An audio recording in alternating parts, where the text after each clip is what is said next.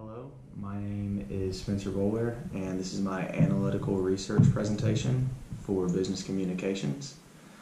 For my presentation and research assignment, I chose to study the country of China because America and China trade and do business every single day of our lives. Many products made in China are exported to America, and much of the stuff that you see in America, whether it's cars, clothing items, or anything like that, is commonly produced and made in China. So I found that it would be very important to learn how culture and business works in China to be better suited for if you were to have a meeting or anything like that with a Chinese person or in China.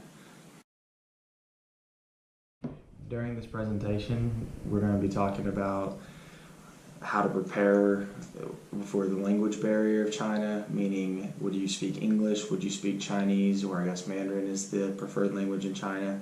So would you speak between English, Chinese, would you need a translator? The social customs of China, meaning how do people greet each other, how do people say hi, how do people introduce, and what kind of body language do people use in China? The religious aspects of China, how valued is religion? The other two main topics that we're going to be discussing today are going to be the class structure of China, meaning what is the class structure, how do people rank, rich, poor, all that kind of stuff.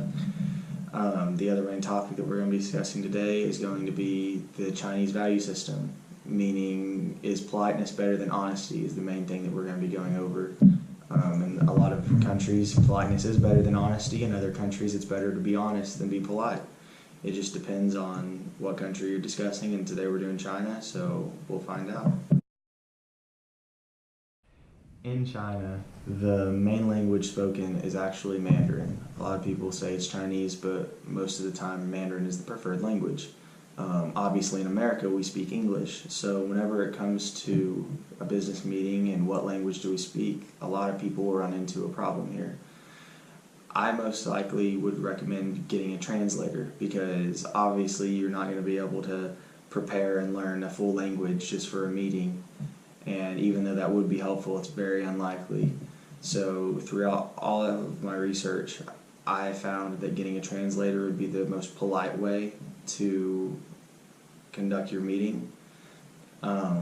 Many people will just try to speak English, saying that the Chinese people will be able to understand it because most Chinese people that are in the business sector of China will be English-speaking Chinese people. Even though they may speak English, though, that doesn't mean that it's the most preferred language or even the most polite language, meaning that if you spoke English during the meeting and just hoped that they'd understood, it could come off very rude and make the meeting not go well at all. So the best thing to do there would just be get a translator and have them translate throughout the whole entire meeting. Social customs are very important, especially in a business meeting. The reason that they're so important during a meeting is because making a great first impression can usually set the tone for a meeting and tell you if it's going to be a positive meeting, a negative meeting, and say how that's going to go. In China, people introduce themselves by usually bowing, and they usually would state their last name before their first, which is very important to know whenever they're introducing themselves. Other social customs can be body language, and in China, finger pointing or using absurd body language can be found very rude. So if it were me, I would avoid using body language throughout the whole entire meeting and keep my hands just down and not pointing around or anything. Chinese people also tend to speak very loudly, and just because it may seem like they're yelling, that does not mean that they're angry or upset or trying to be rude. It's just how everything works over there. So don't be startled or surprised by this. China is divided into three different class structures. The three class structures are known as the ruling class, the underclass, and the middle class. The ruling class is the top of the line and is usually determined by wealth or government status, while the middle class is the average people who work the normal jobs, who do all that kind of stuff. The underclass is mostly related to poverty and people that are in lower ranks of government. The value systems of China are much like the rest of the world, where honesty and politeness are both respected and both show honor. There's not really one over the other, yet in a business setting, it's always best to be polite while still being honest, meaning that if you have to choose, honesty should always come first, because you don't want to sit there and lie to whoever you're talking to and set a bad tone for the whole meeting. Also in China, another strong part of the value system is the role of women. In China, women play a subordinate role to men in government, and their main source of power is, meaning like where women have the most power, is the household. Women are found as leaders in the household, and especially when it comes to parenting and stuff like that, are looked up to. So that's also very important to know.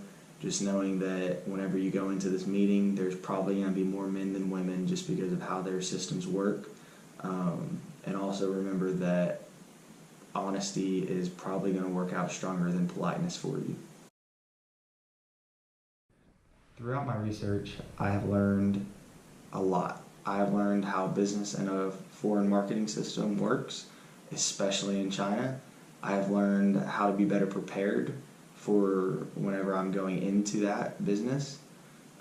If I'm going into a meeting, I know what to look for, what to study, and what to prepare for whenever I meet new people, whenever I'm trying to throw a sales pitch or whatever the cause may be.